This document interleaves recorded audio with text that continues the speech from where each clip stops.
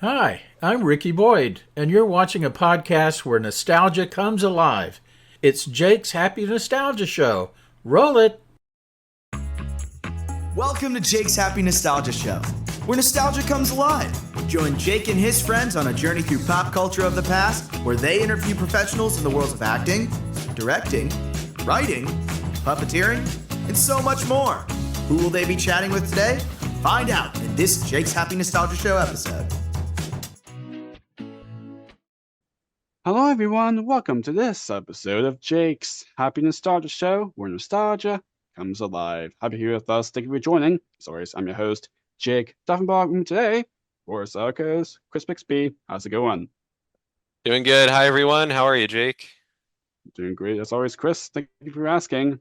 Yes. And we have a wonderful interview that you're all about to see. That I'm sure that most of you might know at least some of the work that he's done, that you'll definitely know a lot more what we're gonna have today. So without wasting any more time, Chris, what do we have? Today we spoke to Randy Crenshaw. Randy is an LA-based session vocalist whose voice you've probably heard on a wide variety of projects in TV and film. Winnie the Pooh, The 13th Year, Animal Jam, Phineas and Ferb, Two and a Half Men, and many, many more are discussed in our chat with Randy. But let's not waste any more time here. Enjoy our chat with Randy. See you then. Hello everyone, welcome to Jake's Happy Nostalgia Show, the podcast where nostalgia comes alive.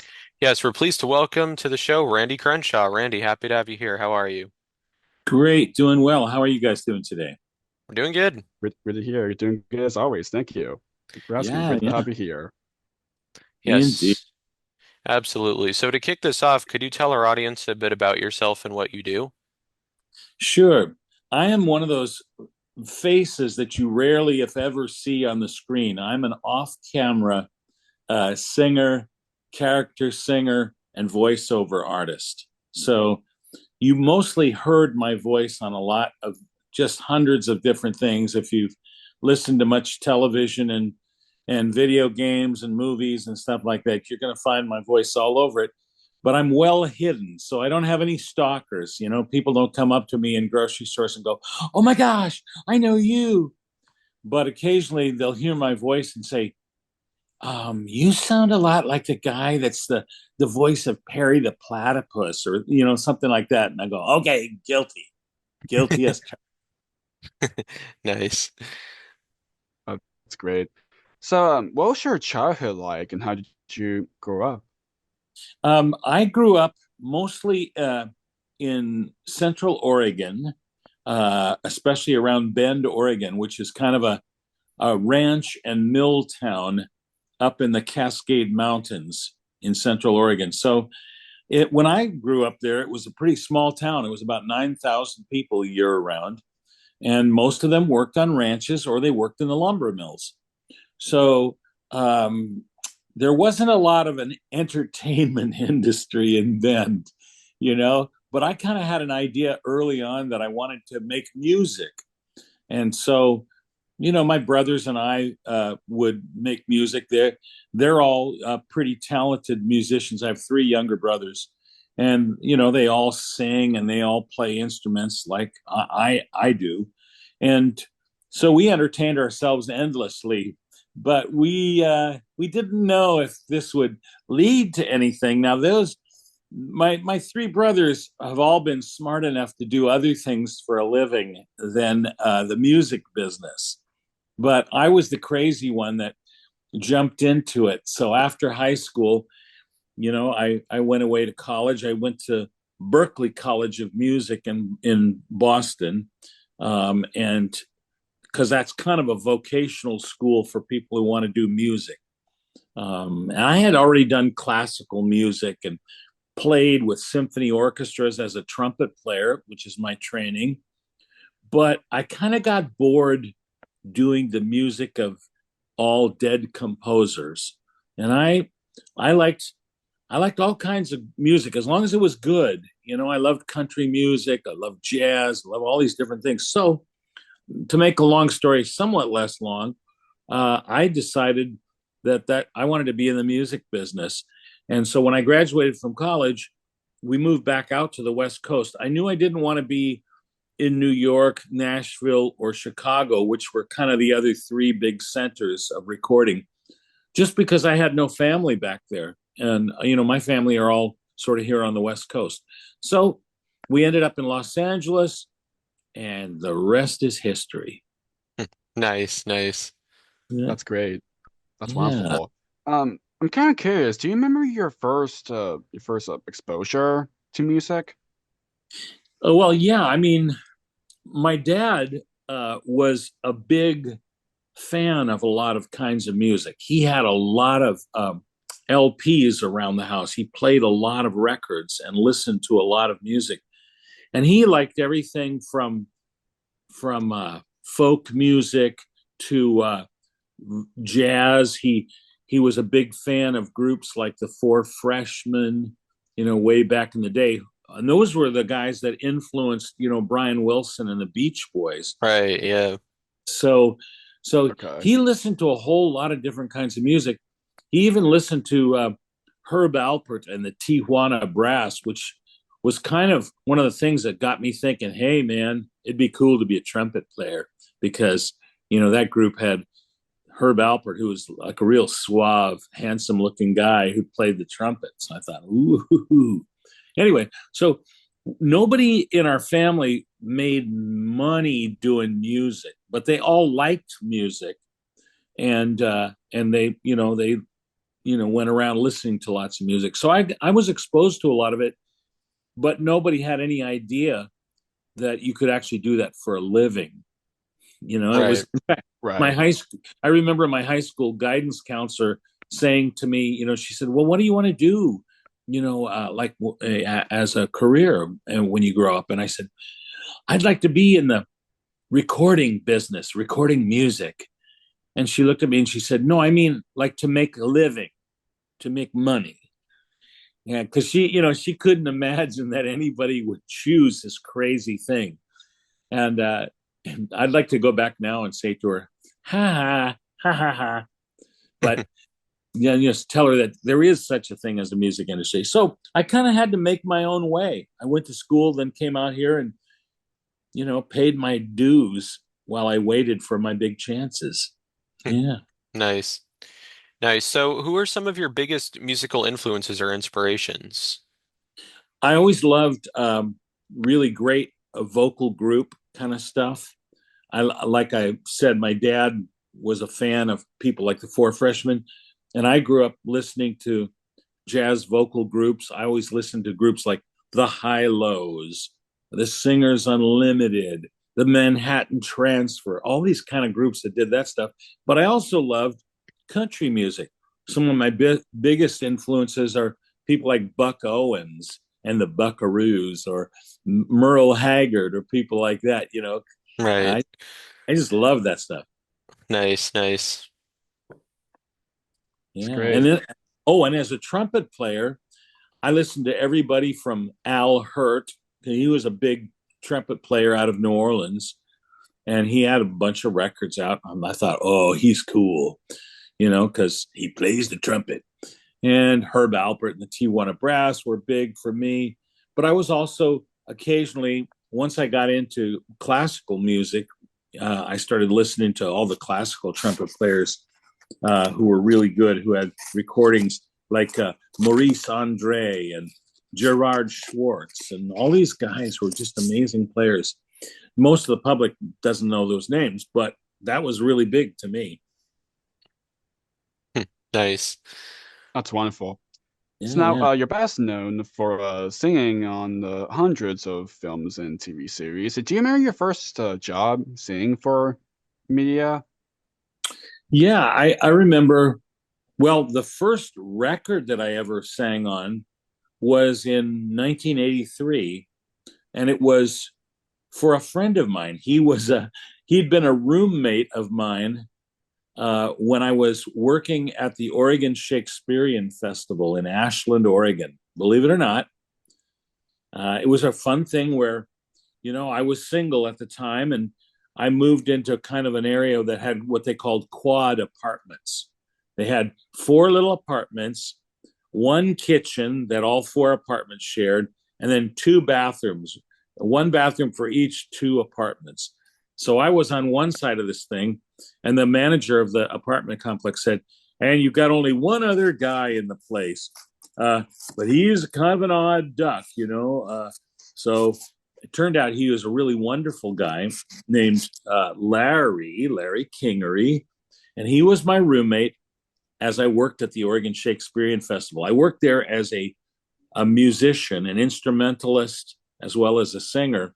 And I wore tights, I wore like a Renaissance outfit and played all kinds of bizarre instruments from back in the 1500s.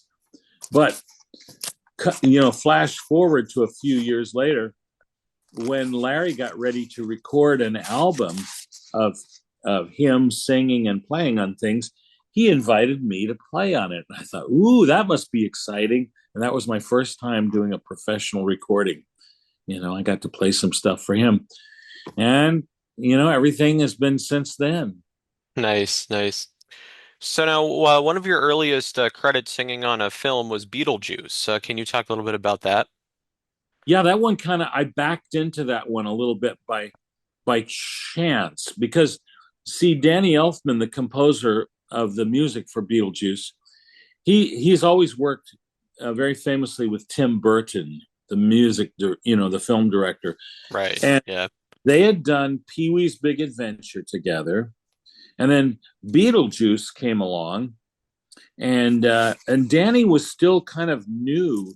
He was inexperienced as a film composer. He was learning on the job, so he didn't really know who to call and how to write music. His guitar player Steve Bartek from his band Oingo Boingo, Steve helped him a lot in the early years because Danny had ideas in his head, but he wouldn't necessarily be able to write them down.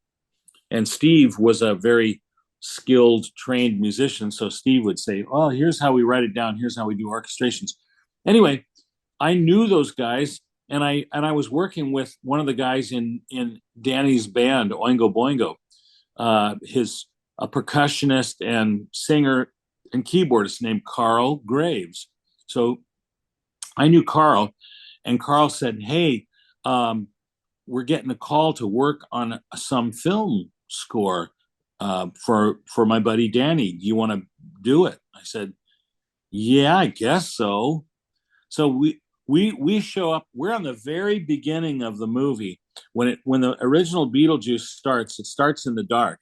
Yeah. Right. Yeah. Yeah.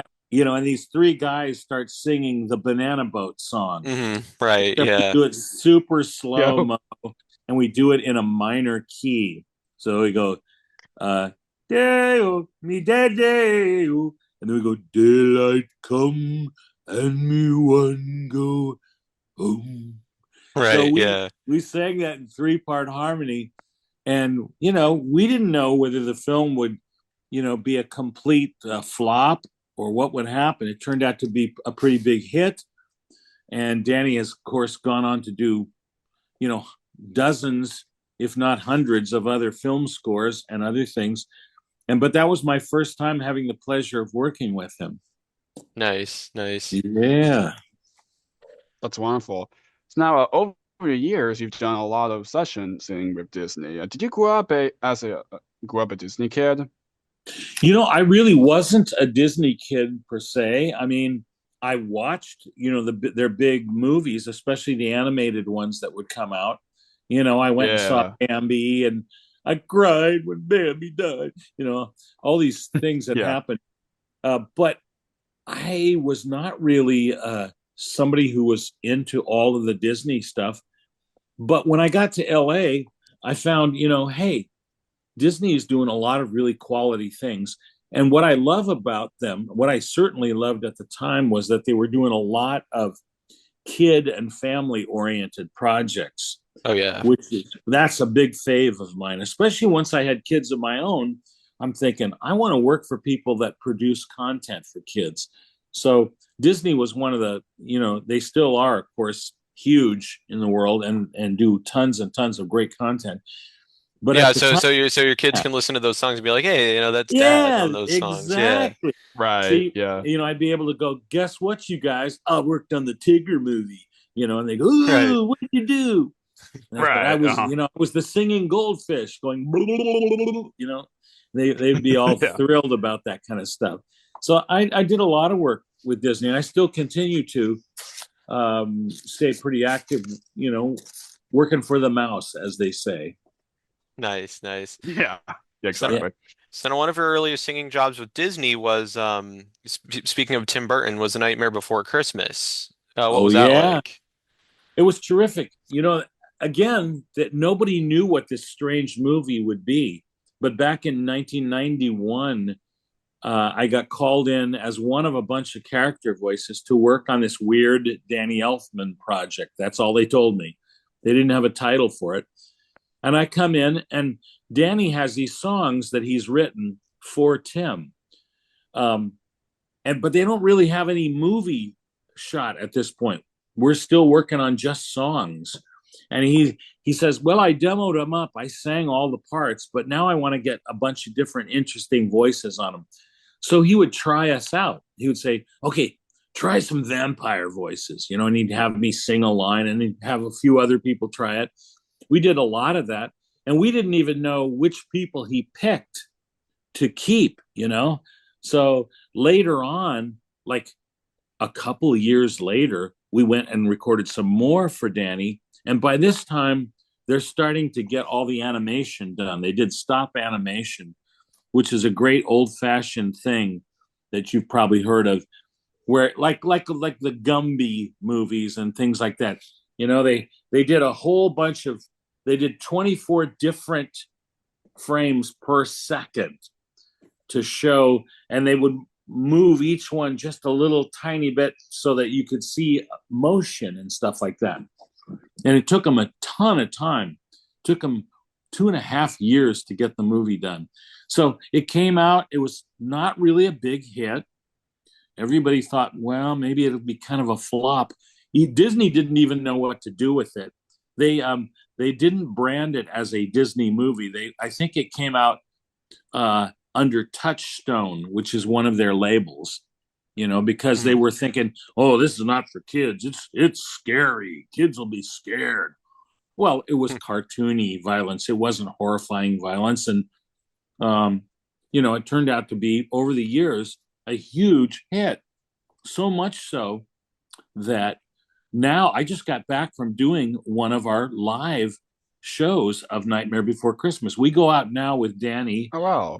And 5 of us who are doing all the character voices in Halloween Town. We go out and do live shows now with a big orchestra, a chorus, and then us as the featured singers. And we'll go places and do them, everywhere from Tokyo, Japan to we were just came back from Mexico. We did something in Monterrey, Mexico for a big festival. Nice. We'll be in London at the end of the year. So we've toured around different places in the world doing the show. And I think we've probably done about 30 shows now of the Nightmare Before Christmas show in front of live audiences. Oh, so nice. It's really, what's the coolest part of this is when we go there, you see from, little kids all the way up to really old grandparents. And the funny thing is they all have watched the film forever. They know all the words. They sing along with us. They dress up in costumes. We'll see somebody in a Jack Skellington outfit. Hey, look at that. So it's been really fun. Nice. That's a great. Oh, yeah. That's wonderful. Thank you. Yeah, of course. Looking forward much, more going to come with that, because I'm sure it's such a great thing, to keep, doing more shows for that, tradition. Yeah. Just Yep. We're hoping to continue. The funny thing about it is, Danny, he's easily bored. When he gets done doing something, he kind of doesn't want to go back and revisit it over and over. So we love going out doing all these shows. But I think Danny kind of puts up with it. But after each show, we're thinking, well, that might be the last one we do, because Danny's probably getting bored with it, Yeah. Right now, he's up today he's up in the San Francisco Bay Area doing another live show that he does. And we call it his Coachella Festival show, because he put together a cool show that he did for the first time out at the Coachella Festival, which is out in the desert here in Southern Cal. And he did a rock and roll show. He wrote a bunch of new rock tunes while we were in the 3-year lockdown of COVID, So he does those things in concert with a rock band and an orchestra and choir. Then he does a little bit of his film music, and then he does a bunch of his old Oingo Boingo hits. So this show I think he really likes to do because it's a lot newer music. Remember, the Nightmare Before Christmas music was all written back in 1991. So for him, that's ancient history. He's going, I don't want to keep doing that. But we keep... Right, just kind of just doing more, new stuff, instead of doing back and forth. Yeah. It's what happens with every rock band, if they become really successful, every time they're doing a show, right, their fans always want to hear the big hits. Yeah. And these guys get bored. If you're the Rolling Stones, it gets old doing, Can't Get No same songs, right, every night for the last 50 years. So Danny is no exception. He does it. He's a good sport about it, but then you can tell that he's ready to move on. So we'll see how long we continue doing these nightmare shows, but they're great fun and everybody loves them. So, awesome. The festival we did in Mexico, by the way, I have to brag on it. It was an outdoor festival crowd. They estimated it at 80,000 plus people attended our show in that one night. Oh, wow. Wow. That's a big crowd. That's cool. Right? Yeah. I mean, I've done stadium gigs and things like that, but I've never done one with over 80,000 people. That's big. So, that's huge, yeah. And they just went crazy for it. They really love that music. Turns out they've all grown up watching it too, just like us. Exactly. That's awesome. That's great. So now, now you also sang on several films for the Winnie the Pooh franchise, including the Tigger movie, Pooh's Hempalump movie, and the 2011 film. Yeah. What's it like getting to sing for such an iconic franchise like Winnie the Pooh? Yeah, it's pretty cool, just because, everybody's grown up with those characters, Winnie the Pooh and Tigger and Owl and, just Christopher Robin. So we all know it, right? It's part of our being kids. We grow up with that. So when I got a chance to do that, it was like, oh, this is amazing. And we got to do fun I can imagine, stuff. Like at one point we were the singing goldfish in the Tigger movie. Right. Yeah. If you ever watch it, there's a scene in which they're all singing in harmony. So we're going, how do we do singing goldfish? So what we did was we were like gargling with water. We had big glasses of water, and we'd take a big drink of water. We'd hold it in our mouth without swallowing it. We'd tip our heads up so the water wouldn't come shooting out when we sang. Yeah. And we would have microphones. They'd put microphones above our heads to mic us. And we'd be like this with our heads up going, yeah, in harmony. It's like, well, they don't teach you to do that in music school. But we had a great time. And, you look at it, you go, wow, it sounds like singing fish. So that was fun. We also got to sing as singing heffalumps, There was woozles and heffalumps and, and they didn't really have any idea how they would exactly sing because they've never had them really singing. They were just in the background, right? Mm-hmm. So they said, well, they're kind of scary, but it turns out they're not that scary because we don't want the kids to be terrified. So we did friendly sounding, like big elephant-like voices, They like that a lot. So some of it you get to make up when you're working for Disney. A lot of times they're open to letting you play and try stuff. And if it's a good idea, they might just say, okay, do it like that. So I've had that happen a couple times where they said, oh, I like that. Let's do that. Nice. They're good that way. Absolutely. Yeah. So I love those films. They're great. Oh, are they fun? You can watch them over and over too. Like when you're little, you watch them and you appreciate certain things. And then when you get older, you notice some details like, ooh, I never saw that before. Right. Right? Right. Yeah. Right. I mean, when you're just a kid, just watching just the franchise itself, that you're just like watching it. You just Yeah, just let your moment. You just watch it. But like when exactly. you get older, it's just like, and you're just like, wait a minute, I didn't. I Yeah, never I get noticed that. that, right? Right. Or they do. Disney does something I think that a lot of great cartoon studios do. I know Warner Brothers did this with all of their, big Mel Blanc ones. Oh The yeah. right, the Bugs and Daffy and all those great characters. They always had jokes that were meant for the grown-ups to get. So the grown-ups would be laughing about some joke that's totally over the head of all the kids. The kids don't even know that those jokes are in there. They're just watching it and they like Wile E. Coyote running around, and the Roadrunner going meep meep. They think that's cool. The grown-ups are laughing because there's a lot of in jokes for them. And that way, when they have to listen to it a million times when their kids watch them over and over, they don't get bored. So Disney has perfected that too. Sometimes there'll be little in jokes where you go, okay, nobody but the grown-ups are going to get that, but they're going to laugh about it. Right. So I Right. love that. Nice. Exactly. Nice. So this is kind of more of a deep cut, but on Disney Channel, you sang the title song for the movie The 13th Year. Can you talk a bit about that?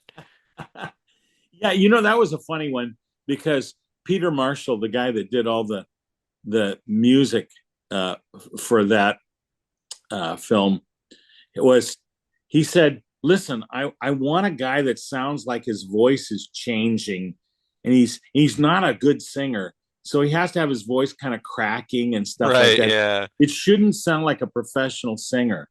I said, really? You want me to do that? And he goes, yeah. In fact, the worse you sound, the better.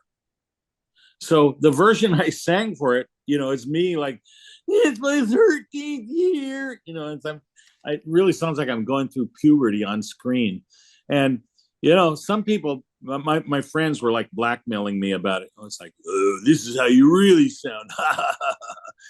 But I had to do what the composer asked for, which is sound like kind of a nerd, a 13-year-old nerd.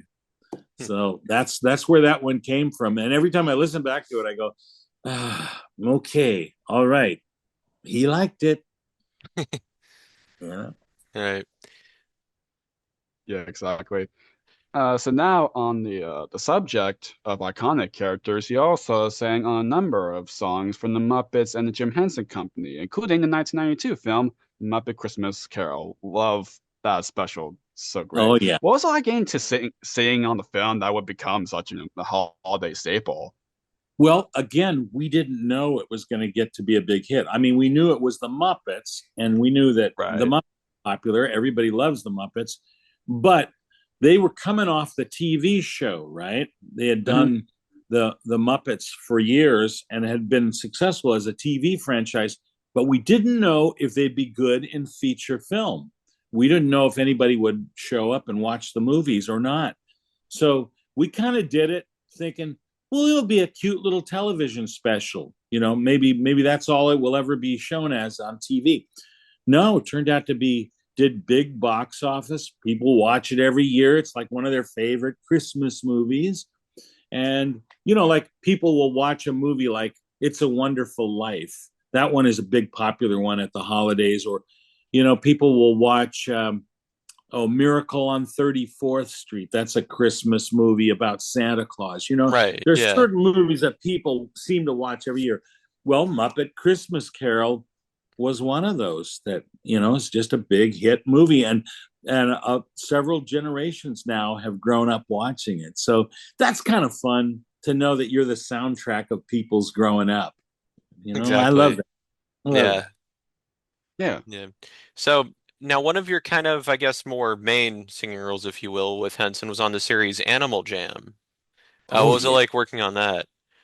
It was really interesting because it was not the standard, the well-known Henson characters like the Muppets, right? Yeah. Instead, it was these new characters they created, and they did something really interesting.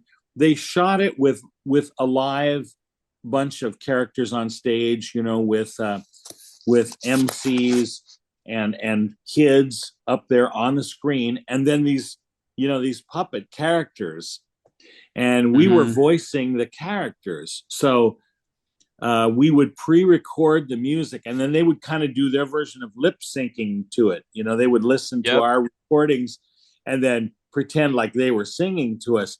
But it was a real interesting process that they had never done before, and we had never done before. So we made up a lot of the stuff on the fly. If we thought something was really funny, we go, it'd be great if the person would be singing it, and then we'd just talk these two lines, and then they go back to singing. So they gave us a lot of freedom to try stuff, and it was really popular amongst kids. It didn't catch on so much with grown-ups, interestingly enough, but the kids super loved Animal Jam. So you can still see it, on not only DVD or streaming, but occasionally you'll see reruns of it on broadcast TV. But I think the grown-ups, couldn't really understand it as well as the kids. They looked at it and go, I don't know, is this a comedy? Is it a dance show? Is it I don't know what it is. They had trouble. Right. Kids don't care about that stuff. If they're having fun and they like the characters, they'll just watch it and sing along with it. Yeah. So the best thing is some people have contacted me and they'll send me a video clip of them singing one of our songs from Animal Jam, which of course I had long forgotten. And they sing it back to me, go, remember when you sang that one?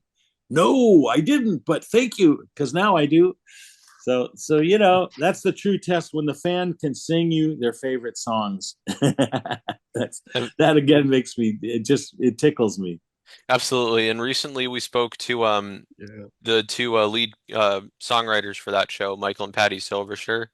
They're They're great. Right?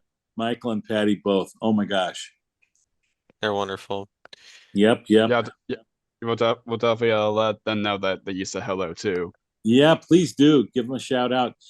I also worked on that show with a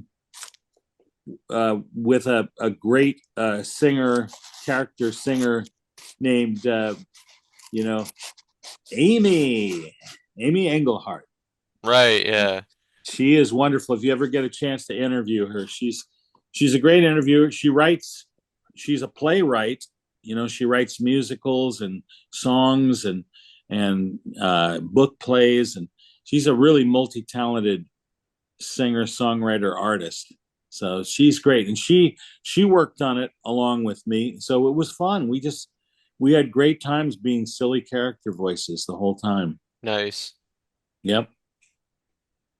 That's great. It's really interesting how the show was, where compare there was so many it's just more most of the Henson shows that time before Animal Jam even came out, it was more simply just puppets and all that. But with Animal Jam, they want to have kids to be on there and just have fun, kind of play along with them, yes. Which is it was brilliant, which is great because and that shone in in the of Universal Studios Florida. I know it's in Florida. That's right. That's where they shot, and those kids were hearing and seeing the puppets for the first time, and they were interacting with them. A lot of them kind of had the idea that these were real animals, even though they're being done by puppeteers, who are working these puppets, with hands and levers and stuff like that. The kids would be like, "Oh, look, it's my favorite animal," and they really were having a great time with them. So yeah, it was a very interesting thing. I think maybe a little ahead of its time, honestly, because that was before anybody did a lot of stuff where the puppets were in a live situation with kids. They had done some stuff like that. If you remember old Sesame Street episodes. Yeah, exactly. Of course, yeah. Exactly. Those Muppets, there would be kids talking to the Muppets, and the Muppets would talk back to them. But those were more, carefully planned and choreographed, where everybody knew what they were Not more like supposed to. 1-to-1, but Yeah, all those kids in the same like room with those Exactly. puppets. Yeah, They had Yes. never had a thing where they had that many kids, in one place around all these puppet characters. So that was kind of a new deal. Yeah. Everybody had to get used to it. Absolutely. yeah, and lots of great puppeteers that Yep. produced each other. Got to work on like Leslie and Yes. Wiki and John Tartaglia. There's so many wonderful people that they got to work on. Such Oh, yeah. they're great. Those guys, and they're so talented because they have to be singing and voice acting and operating this puppet and watching on a monitor to see like how Yep. the moves look, right? Yeah. If you ever try and do that, it's like patting your head and rubbing your stomach at the same Yeah. time. Right. It's tricky. You can do, Exactly. you either rub them both or you pat them both. It's hard to do, but these Yeah. guys the puppeteers are so brilliant. A lot of Legends. them even have training in ventriloquism, where you throw your voice. So you have this Mhm. puppet who's supposed to be talking, you're making their mouth move and you're doing their voice. But Yeah. not obviously, you're not moving your lips much. So those guys make really good puppeteers. Absolutely. Yeah. Yeah, Definitely. of course. I'm kind of curious. Do you have like any favorite Animal Jam songs you got to sing? And especially you got to sing a lot on that series, at least that you remember. No, I don't. I had a great time singing most of them. I just would show up every week and be wildly surprised and impressed by what they had for us. I didn't really have one where I go, boy, that is my fave. Because they weren't Right. super long. They weren't super long or complicated songs. They were Yeah. just these bouncy little pop songs. That was the thing. Michael and Patty are such good writers that they know how to write what I call, ear candy, stuff that you listen Yeah. to and you just gotta hear it again. You just gotta listen to it again. Or sometimes it gets to be what I call earworms, where something just gets inside you Yeah. and you keep singing the song like, I gotta get this song out of my head. I've been singing it for 8 hours. Oh my gosh, it's so catchy. They're known for doing that over the years with a lot of the things they've written, especially for Disney, where they wrote very incredibly catchy songs. So Yeah, they got to songs. I can really think that I probably might remember because we talk about those songs when we with Michael and Patty, Hug a Day and the Body Talk. oh yeah. Those are Those good are ones. great. Yeah, with ones. Hug a Day, it's like hug a day, that type of thing.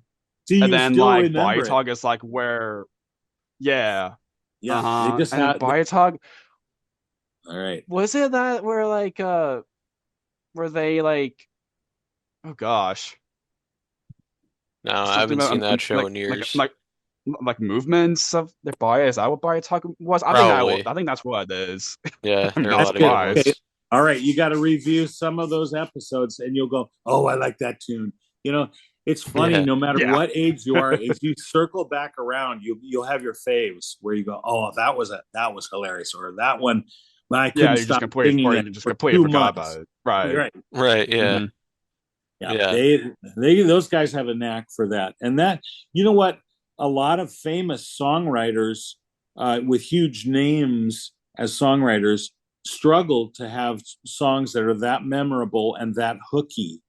But these guys have done it and done it in pretty straightforward, simple songs that, in 2 minutes, you got to tell the whole story, or less than 2 minutes in a lot of cases. So it's a real art form that they've mastered. Definitely. So you also got to sing, as you mentioned in your introduction, the Perry the Platypus song for Phineas and Ferb. What was that like? It was great fun, only because Danny Jacob, who's the guy that's done music for them over the years, He's been their longtime composer. He had an idea that they were going to have this character who would be in almost every episode named Perry. And Perry is a private detective, except he's a duck-billed platypus, right? Of course. Mm-hmm. So they'd have him wearing a trench coat and a hat and stuff, and he goes around solving mysteries. So they had the idea that this guy had to have his own theme, and it had to sound like good old, adventure series music or, detective series, kind of old school stuff. So Danny came up with this really great tune, the Perry the Platypus theme, and he structured it kind of like the old the singer Tom Jones. Tom Jones in the 60s was a heartthrob. All the women like swooned for Tom Jones because he was sexy. So people would go, women would go to his concerts and throw their underwear at the stage. I mean, that's how it was with him. Anyway, he sang on some of the James Bond themes, like Thunderball, the theme from the James Bond movie Thunderball. That's Tom Jones singing. And he always had this, he was singing like, at the top of his lungs, just screaming it out. He was always very intense. So Danny said, look, can you sing kind of like good old Tom Jones, in one of these things? You got to be ultra serious about it. No joking, because this has to be like his super, super serious theme. Like, okay. So that's why it's, he's an egg-laying mammal of action. That's one of the, like, wow, how did you sing that and be straight-faced about it? But I had to think of it like, no, I'm telling a story of this guy who's, really a bad, tough dude, who goes around solving crimes. And that's how I sang it, thinking that. So it came out, and turns out, they show it in every episode, which I love. Thank you very much, Disney. And, and kids who don't know anything about any of the famous people I've worked with in my life. If I said I worked with Frank Sinatra, who? I worked with Bob Dylan, who? They don't, wow. They don't know any of these names of famous artists from years gone by. But if they find out that I worked, if you did the Perry the Platypus theme, OMG! They cannot believe it, because that is part of their growing up, right? So everybody has their faves from their own era. I used to work on a show called Ren and Stimpy, that I sang. And that was like in the late 80s, right? And it was a big show for kind of more like college age kids. It wasn't really for really young kids. Definitely not for little kids. Yeah. No, it was one of those kind of adult cartoonies, but it was amongst college age kids and young adults. It was huge. So people would know me from that when I had never even seen an episode. I just went in and sang on some stuff, and later they go, "You're that guy." So that can happen too, where you sing on something you don't even know what you did, and then people tell you that it was a huge hit. Oh, everybody I knew your stuff. Blah, blah, blah, blah. Okay. Right. So now, going back to more of your film singing work, you also sang on the SpongeBob SquarePants movie. What was that film like? Oh, it was fun. Just because, again, they'd had this TV series, right? And SpongeBob, which it's and all his buddies, popular, still is. Yeah, like their most popular show. Yeah, absolutely. And it's had legs. It's been going for years and years. But 25 years. I can hardly believe it. But they had decided they were going to do some feature film versions of SpongeBob SquarePants. And so I sang on the first movie they did and the second movie, just because, they wanted a really big, epic SpongeBob water? Yeah. Right. Yeah. So, hey, pretty good. That's pretty good memory. Yeah, I remember that. But here's the thing.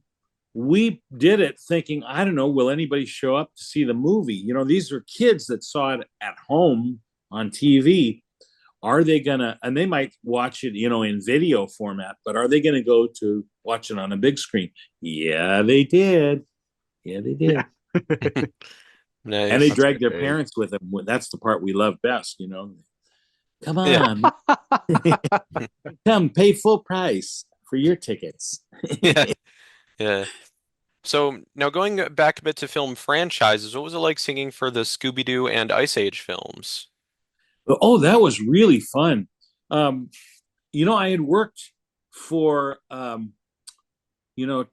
Thomas Chase, who is one of the guys that's done a lot of music for the Scooby-Doo franchises.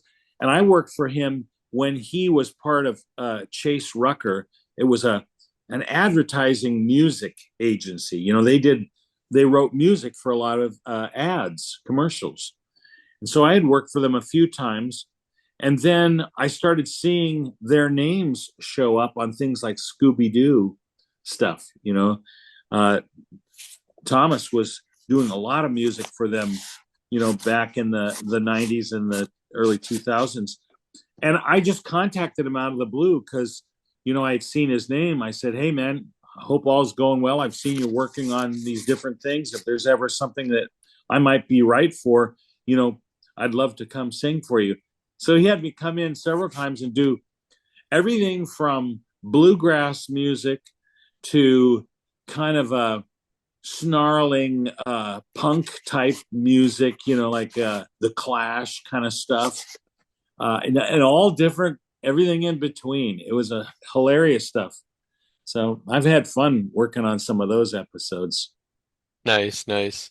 Yeah, you can see clips That's of great. a lot of this stuff on my website too. If you just go to the sample clips area and you look under TV or film, I put little short excerpts of stuff where you can go, oh, that's him singing on this, blah, blah, blah, blah, blah.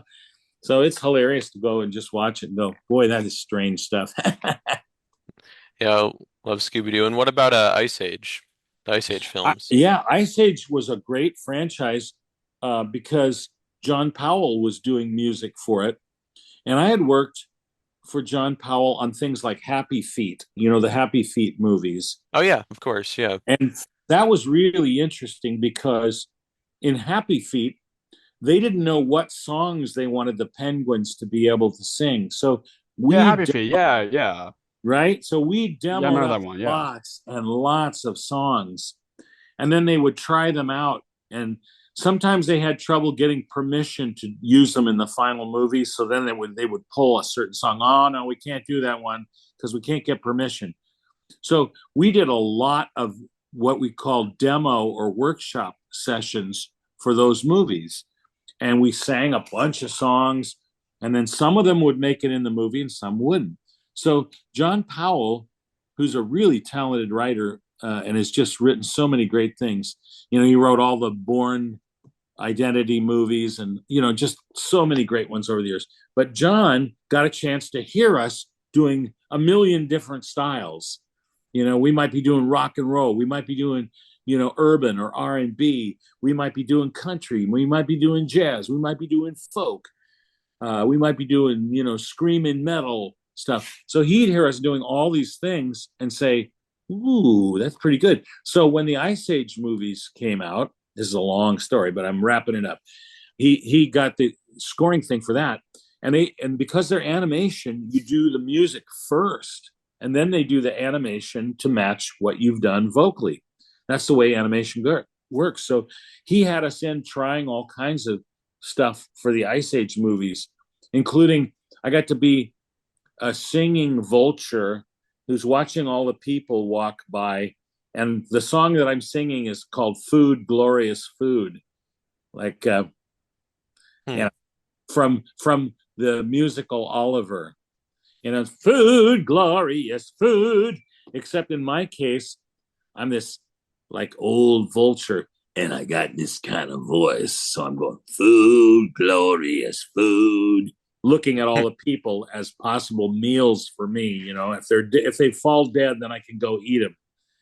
So he had these scenes that were like that, which were pretty hilarious. And so we got to do theater music, musical theater kind of stuff. It was great fun. Nice, nice. Yeah. That's great. So now, recently, one of the newest feature films you sang on was Encanto. What was singing on that like? Well, in Encanto, what was beautiful about it was it's one of those first films that features Latino or Hispanic characters. They had a family that's featured in that movie, if you've seen it. And it's all their adventures. And even though they're speaking in English for American and English speaking countries, they're using a lot of Spanish language, for places and names and things. So that was pretty cool too. And another thing that's really wonderful and awesome about it is we got a chance to work with a composer who has worked over the years with John Powell. In fact, she got her start working for John Powell as an orchestrator and arranger. And so her name is Germaine Franco. And Germaine is terrific in her own right. And now, thankfully, everybody's getting to know her as a feature film composer in her own right. She did a lot of the music for Coco, the Disney Pixar movie from a few years ago. Mm-hmm.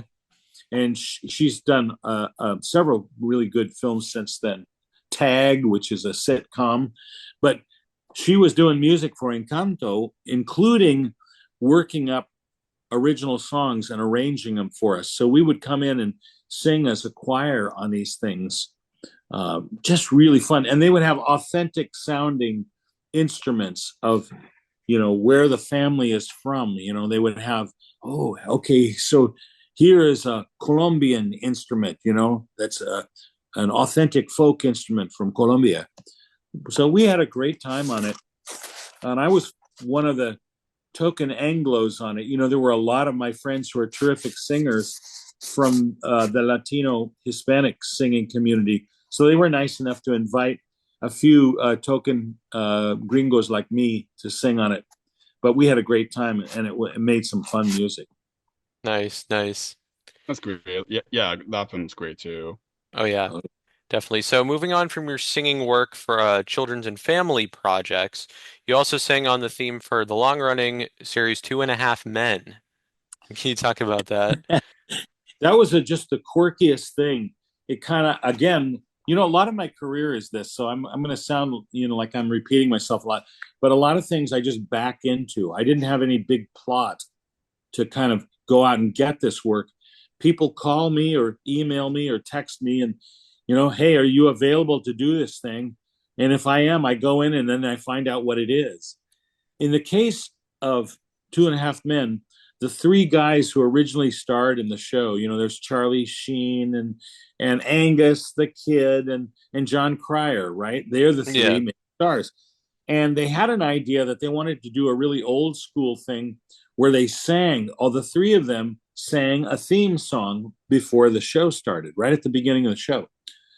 And the composer for the show, who's named Grant Geisman, great guitar player, session guy and everything, but he wrote a really catchy tune for them, but they couldn't sing it all that well. Charlie Sheen, not really much of a singer. Angus at the time was just a kid. He wasn't much of a singer. John Cryer, he's actually more of a singer because he'd worked on Broadway and stuff. But they just said, we can't have these original guys do it. So then they came to us and said, listen, can you sing but sound like the different characters? They hired three of us. Each one of us had to sound like one of those three characters. They gave me an example of Charlie Sheen speaking. Said, okay, this is what Charlie sounds like talking. Now, can you sing like he would sing if he could sing? And I said, okay. So I gave him some samples of it. And they go, yeah, that's it. Oh, that's great. So we record the thing. And then the next thing I see is when you watch the show, you see the three of them supposedly singing it, but they're not really singing it. They're lip syncing to us, right?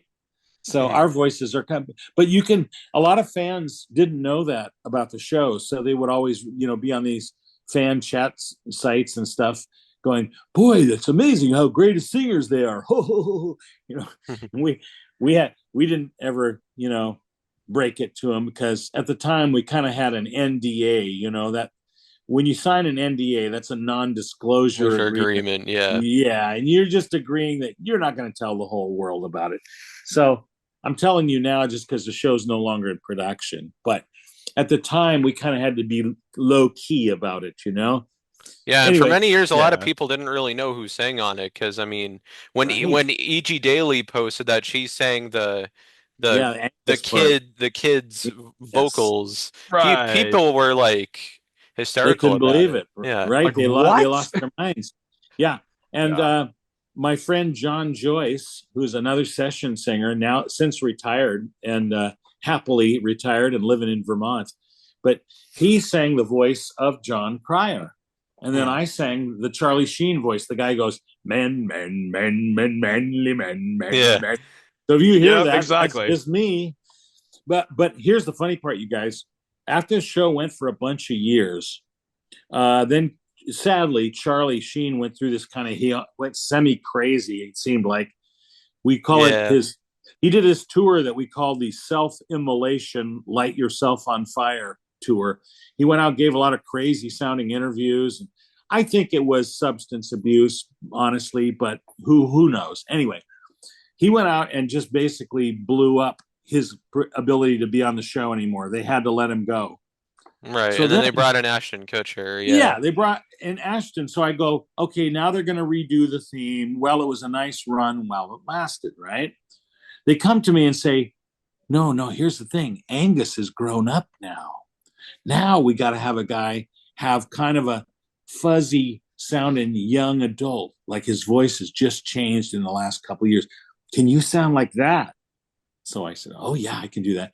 So in the new version of it, I sing the Angus voice, the kid who's now grown up. Gotcha. And Nice. they got two other That's guys great. to sing for Ashton and for John Cryer. So I got to be on both versions of the theme song, which, yay, it's my children's college fund. Yay, it's been in syndication. It's still super popular all around the world.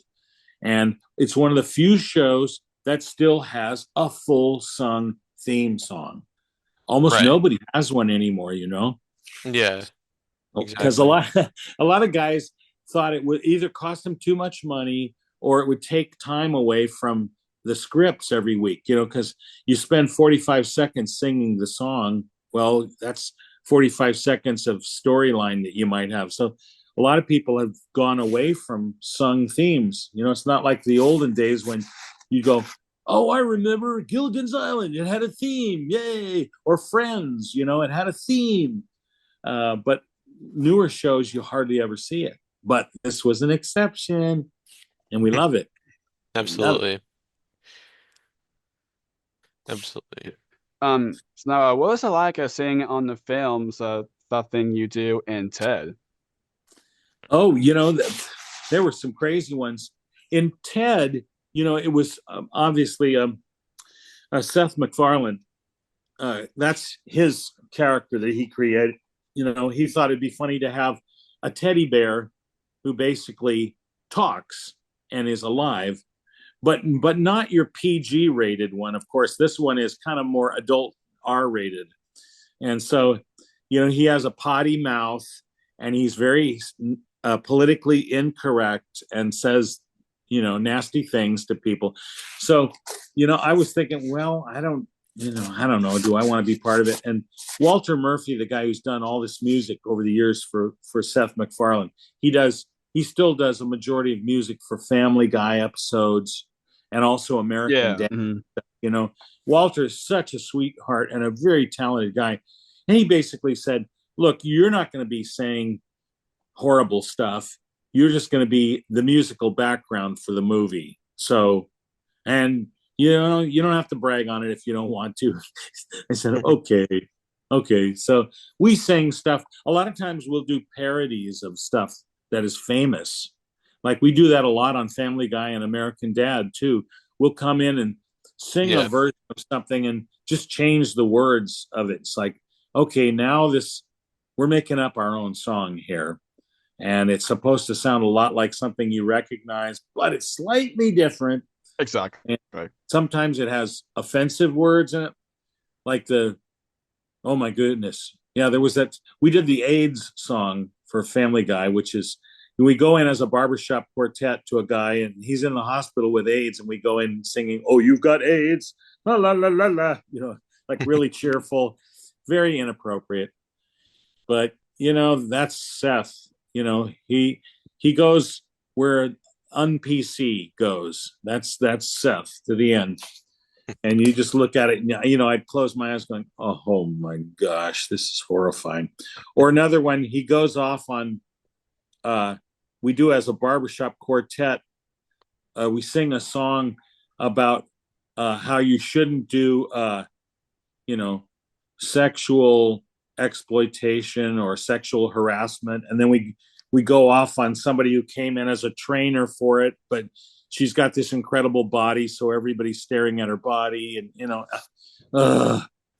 so once again, Seth MacFarlane strikes, Yeah. But yeah. Were you talking about That Thing You Do? Was that a movie that you mentioned? Yeah. That was an interesting thing because we worked with Tom Hanks in that movie. He produced it as well as starring in it. He was the manager of the band, if you remember, if you ever saw the movie. Right. And he was very hands-on about it. He wanted to have this really super easy listening song coming out of a record player because it's supposed to happen in the early 60s. Right around the time the Beatles came out. It was kind of like an American version of the Beatles. Right. And so he said, you got to have this song that sounds sort of like, there was this guy named Mitch Miller who did easy listening stuff that, your grandparents would have listened to. And it was never really rocking out. It was always like, oh, we've got lots and lots and lots and lots of kisses, just really, really cornball stuff. So he said, let's sing this song that's really corny. And the more corny you can make it, the better. So we sing the song, and it shows up as all the guys in this rock band hate this song. They're hearing it going, oh, this is the worst song ever. So we were the song everybody loves to hate, you see. That was my involvement in that movie. I didn't get to do the cool songs like the band. They were called the Wonders, but they decided on a funny spelling, ONEDERS, like the word for the number one, right? Plus ders, wonders. But everybody would mispronounce it and introduce them as the Oneaters because they'd look at ONEDER. Yeah. Ladies and gentlemen, the Oneaters. So that blew up in their face. They hated that for, anyways. That's what that movie was like for me. So now, as we're getting close to wrapping up here, can you share any projects you're currently working on, at least that you're allowed to talk about? Sure. There's a really exciting one I just did. And if you go to Las Vegas in late spring of this coming year of 2025, you got to look for this. They're doing a whole surround sound, immersive, virtual reality version of the great 1939 movie, The Wizard of Oz. And they completely beautified the coloring of it and cleaned up the visual parts of it. And they've redone all the music, the audio parts of it. They saved all the lead characters in it, the voices of Dorothy and the Tin Man, the Scarecrow, and the Witch, and all those people. They saved all those, but they redid all the orchestra and choir parts, and it sounds amazing. So if you go to this thing in Vegas called the Sphere, it's this giant ball of a theater. You go in there, and you will watch the thing, and it'll be like virtual reality. You'll be able to smell the smells of Oz and feel the wind blowing on you when you fly through the air and just watch this whole movie. It's going to be amazing. So I recommend that highly. And then coming out just in time for Christmas, Wicked, the movie, part 1. Yes. It's about time because it had been such a popular stage musical. Now it's going to be, I think, really popular as a movie. And this is only part one. It was so long they had to do it in 2 parts. We haven't done the second part yet. Oh, wow. So, Nice. look for, that's the backstory of Oz. So, hey, you'll be able to see the backstory of Oz, with Elphaba and everything. And then you'll be able to go to Vegas and watch the classic 1939 one and feel like you're in the middle of the movie. That's awesome. Yeah, looking forward to those. Yeah, check them out. Me too. Absolutely. So the last question that Jake's about to ask is a question we ask all of our guests at the end. Go ahead, Jake. Thank you, Chris. Of course, this podcast is called Jake's Happy Nostalgia Show. When you think of nostalgia, what do you think of, or how you define the word nostalgia? Nostalgia is anything that you look back on with fondness and like, oh, I love that, So anything that's happened before that you look back at and remember it. And so that's when I think of nostalgia, it's all the stuff that I grew up with, things from my childhood and stuff like that. And by the way, I noticed Chris, a Red Sox t-shirt, and I just want to represent. There you go. There you go. We both have beat the hated Yankees. Sorry to say that to your Yankees lovers. We love our Yankee fans, but we're happy that the Red Sox and the Dodgers triumphed against them. Okay. There you go. Wow. I didn't even realize that. That's wow. Yeah, we just did it. Yes. Great words to end on. Well, Randy, again, thanks for taking the time to do this. This was a blast. Great. Glad to be with you guys. Take care. Yes, you too. Enjoy the rest of your day. You too. Alrighty. Thanks again. Bye. Take care. Bye. Yep. Looking forward See more to come. See ya. It's goodbye from us as well. We absolutely enjoyed our time speaking with Randy Crenshaw. A link to his website will be in the description down below for anyone who wants to check it out, check out his work, or just connect with him. Say hello. It's goodbye from us as well. Keep on the lookout for more wonderful interviews coming your way. As always, what do we say, Jake? Keep nostalgia alive. Take care, everyone. See you next time. Take care. Bye. Bye. Thank you for tuning in to another wonderful Jake's Happy Nostalgia Show episode. Be sure to follow Jake and the Happy Nostalgia team on social media, check out our website, and stream the show wherever you find your favorite podcasts. And as always, remember to keep nostalgia alive. Bye-bye.